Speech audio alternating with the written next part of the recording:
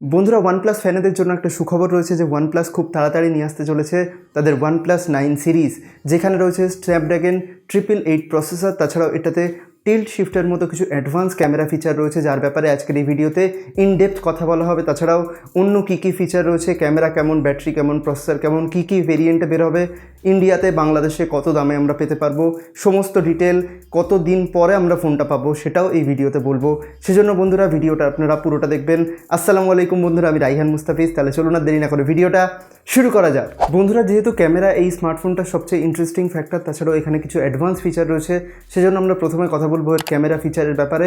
প্রথমেই আপনাদের বলে দিই যে এখানে 3টে ক্যামেরা থাকবে আমাদের ব্যাকে। তার মধ্যে প্রথম ক্যামেরা রয়েছে 48 মেগাপিক্সেল, সেকেন্ড ক্যামেরা 20 এবং থার্ড ক্যামেরা 12 মেগাপিক্সেলের। কেউ কেউ বলছে 3টে ক্যামেরার মধ্যে একটা 48, একটা 8, এটার একটা পারফেক্ট নিউজ এখনও পাওয়া যায়নি। কিন্তু নতুন যে অ্যাপ ভার্সন এসছে ওয়ানপ্লাসের, যে আমরা জানি ক্যামেরা অ্যাপ যেটা আপডেট হয়, সেটা যে নতুন অ্যাপ ভার্সন এসছে তাতে কিছু কোডিংয়ে চেঞ্জ হয়েছে।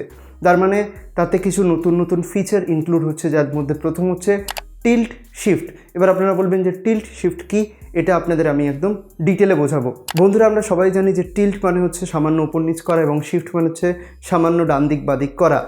এবার টিল্ট শিফটের কাজ কি? ধরুন আপনাদের স্মার্টফোনের এটা হচ্ছে সেন্সার এবং আপনাদের স্মার্টফোনের এটা হচ্ছে লেন্স। তো আমরা জানি যে লেন্স আর সেন্সারটা এইভাবে হচ্ছে অ্যাটাচ করা থাকে, এটা আমরা জানি। এবার টিল্ট শিফট লেন্সের কাজ হচ্ছে লেন্সটাকে সামান্য ওদিক করা, সামান্য নিচে করা, সামান্য এদিকে সরানো, সামান্য এদিকে সরানো। এবার আপনারা বলবেন তাহলে এটা কিভাবে ফটো তুলছে? সেন্সারটা এক জায়গায় রয়েছে কিন্তু লেন্সটাকে বিভিন্ন অ্যাঙ্গেলে এদিক ওদিক ঘোরানো হচ্ছে।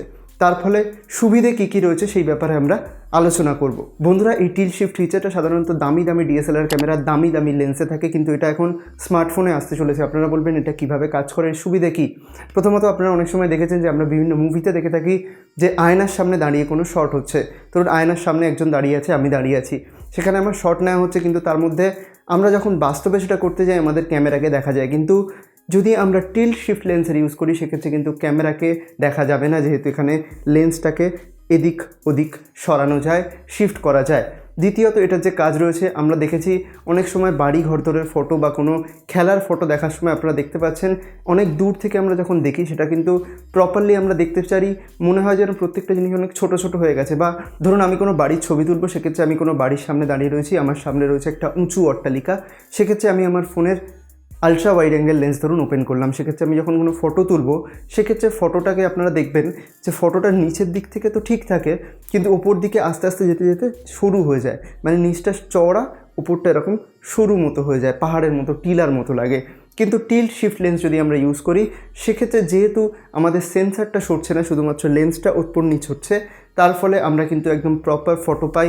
বাই দ্য ওয়ে, আমি আপনাদের এখানে একটা প্রপার এক্সাম্পল প্র্যাকটিক্যালি করে দেখাবো। টিল্ট শিফটের জন্য যদিও বিভিন্ন ধরনের অ্যাপ আমরা বাজারে পেয়ে যাই, থার্ড পার্টি অ্যাপ যে টিল্ট শিফট করার জন্য, এটা কিন্তু অ্যাকচুয়ালি হার্ডওয়্যারের একটা ফিচার, কিন্তু আমরা সফটওয়্যারের সাহায্যে এটা করতে পারি, যদিও সেটা ততটা প্রপার হয় না, ততটা সুন্দর দেখতে হয় না।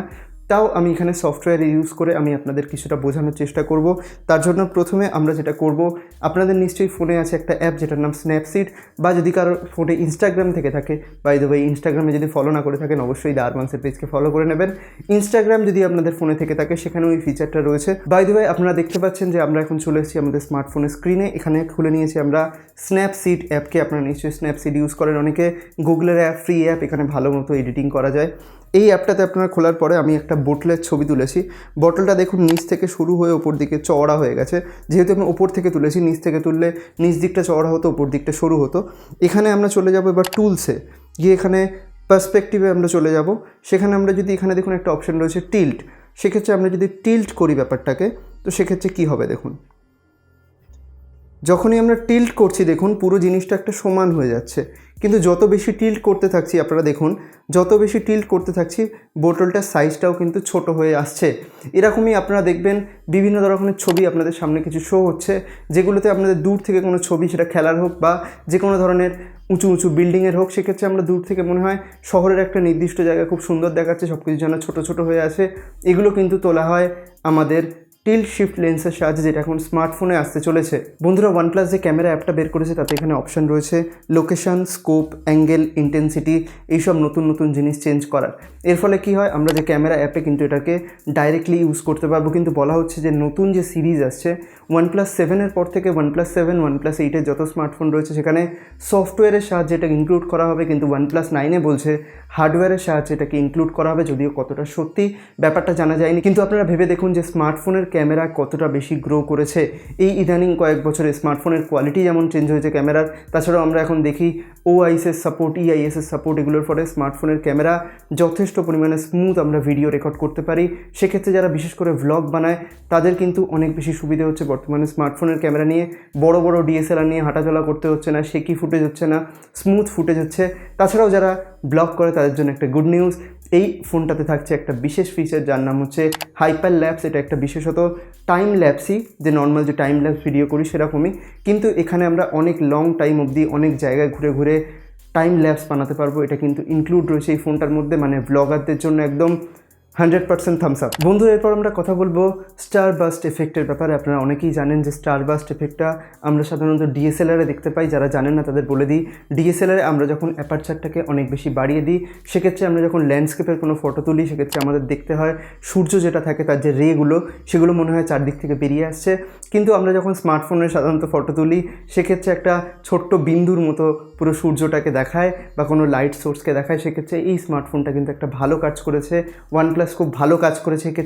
এক্ষেত্রে OnePlus এখানে এই অপশানটা দিয়েছে। তার মানে আমরা যখন সূর্যের কোনো ছবি তুলব, তার চারদিক থেকে যে রেগুলো বেরোবে সেগুলো আমরা প্রপারলি দেখতে পারবো, যার ফলে ল্যান্ডস্কেপ ফটোগ্রাফিও কিন্তু অনেক নেক্সট লেভেলে চলে যাবে। তাছাড়াও ল্যান্ডস্কেপের সূর্যের যখন কথা হচ্ছে তখন চাঁদের কথাও নিশ্চয়ই হবে। সেক্ষেত্রে এখানে স্পেশাল একটা মুন মোড এফেক্ট দিয়েছে, যার ফলে আমরা দূর থেকে চাঁদের ফটো তুলতে পারবো এবং তার বিভিন্ন রকম ফিল্টার চেঞ্জ করতে পারবো। বর্তমানে আমরা দেখছি বিভিন্ন স্মার্টফোনে কিন্তু এই মুন মোড এফেক্টটা দিচ্ছে, এখানে আমরা চাঁদের ছবি তুলতে পারবো। যদিও আমার মতে এই মুন যে এফেক্টগুলো, যে টেলিফটো যে লেন্স দিচ্ছে, বড় বড় টেলিস্কোপ লেন্স দিচ্ছে অ্যাকচুয়ালি, যেটা টেলিফটো লেন্স তো তাও অনেক কাজে লাগে, টেলিস্কোপ যে লেন্স দিচ্ছে সেখানে যে চাঁদের ছবি, তারার ছবি সব তোলার কথা বলছে।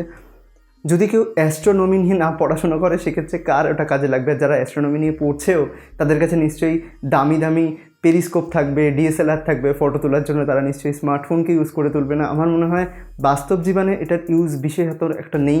তাছাড়াও আপনারা যদি পাড়াপড়শি কার ঘরে কী হচ্ছে তার যদি ছবি তুলতে চান, যদিও সেটা একদমই ইললিগাল, আমি এই চ্যানেলে একদম সেটাকে প্রমোট করছি না, সেটা যদি আপনারা করতে চান সেক্ষেত্রে আপনারা কিনতে পারেন এই স্মার্টফোনটা, বিশেষত এই ক্যামেরার কথা মাথায় রেখে। এবার চলে এসেছি এই ক্যামেরার লাস্ট ফিচারের দিকে। যদিও অনেক ফিচারের ব্যাপারে আলোচনা করলাম, তাও জানি না কতগুলো ফিচার আরও রিভিল হবে। তো এখানে যে লাস্ট ফিচারটা রয়েছে সেটা হচ্ছে ফোকাস পিকিং। আপনারা নিশ্চয়ই অনেকেই শুনেছেন DSLR-এ থাকে ফোকাস পিকিং।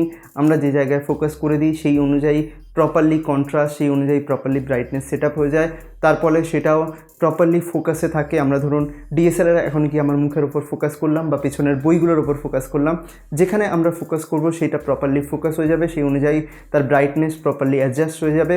কিন্তু আমরা যদি এই স্মার্টফোনটাকে ইউজ করে সেই ফোকাস শিফট জিনিসটাকে ইউজ করি, তো সেক্ষেত্রে আমরা প্রপারলি ফোকাস করতে পারবো। তাছাড়াও যেটার ওপর ফোকাস করব সেটা কিন্তু প্রপারলি ওয়েল লিট থাকবে। বন্ধুরা, এরপর আমরা কথা বলবো এই স্মার্টফোনটার লুক এবং অ্যাস্থেটিকের ব্যাপারে। এই স্মার্টফোনের অনেক রকম লুক রিভিল হয়েছে বাজারে, যদি জানি না কতটা সত্যি, কিন্তু দেখে আমার কেমন জানি না মনে হচ্ছে স্যামসাং গ্যালাক্সি S20 আলট্রা থেকে কিছুটা ইন্সপায়ার হয়েছে, কাছাকাছি টাইপের লুক। আর সামনের দিকে যে ক্যামেরা মডিউল বেরিয়েছে, ক্যামেরা কাট আউট বেরিয়েছে, সেখানে বলছে কেউ বলছে 16, কেউ বলছে 21 মেগাপিক্সেলের সেলফি শুটার দিয়েছে, ইন ডিসপ্লে ক্যামেরা দিয়েছে। যদি আমার মনে হয় ক্যামেরা যে মডিউলটা সেটা মনে হচ্ছে edited, I am not sure, কিন্তু আমার মনে হচ্ছে এডিটেড। আপনারা ছবিটা দেখতেই পাচ্ছেন। তাছাড়াও এই স্মার্টফোনে একটা স্পেশাল ভেরিয়েন্ট বেরোচ্ছে যেটা কম দামি, সো কল্ড কম দামি, জানি না কতটা কম দাম হবে সেই ব্যাপারে পরে বলবো যে কতটা দামে বেরোবে। তো সেই ফোনটা বলছে তার নাম OnePlus 9 লাইট, তারপর রয়েছে নর্মাল OnePlus, তারপর রয়েছে OnePlus প্রো। তো OnePlus প্রো যে স্মার্টফোনটাতে রয়েছে তাতে রয়েছে মূল কথা quad HD+ AMOLED display, 120 Hz refresh রেটের সাথে। তাছাড়াও এই স্মার্টফোনটাতে স্ন্যাপড্রাগন 888 প্রসেসর রয়েছে, যেটা অসাধারণ ভ্যালু প্রোভাইড করে। আমি বলছি স্ন্যাপড্রাগন 888 প্রসেসরটা জাস্ট বিস্ট, মানে দারুণ। কিন্তু যে লাইট ভার্সন রয়েছে না, সোকল লাইট ভার্সন, তাতে কেউ কেউ বলছে স্ন্যাপড্রাগন 865 আসবে, কেউ কেউ বলছে স্ন্যাপড্রাগন 870 আসবে, যেটা নিয়ে এখন প্রপার কোনো রিভিল কিছু আসেনি, কিন্তু এটাতে বলছে স্ন্যাপড্রাগন 888 আসবে। তার কারণ আমরা জানি ওয়ানপ্লাস যে স্মার্টফোনটা বের করে তাদের ফ্ল্যাগশিপ প্রো সিরিজের স্মার্টফোন, সেটা কিন্তু একদম ফ্ল্যাগশিপ স্মার্টফোন হয়, তার যে চিপসেটটা অন্তত ফ্ল্যাগশিপ তো হবেই।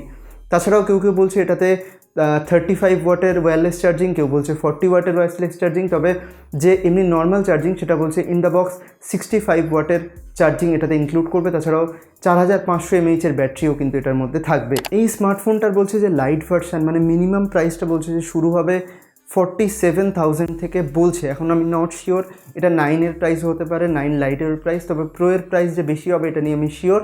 তবে 9 লাইট যে ফোনটা রয়েছে সেটা কিন্তু যথেষ্ট একটা ভ্যালু ফর মানি ডিভাইস, যদিও কেউ কেউ বলছে এই স্মার্টফোনটাতে ওয়্যারলেস চার্জিং নেই, যেটা ওয়ানপ্লাস ঠিক করেনি।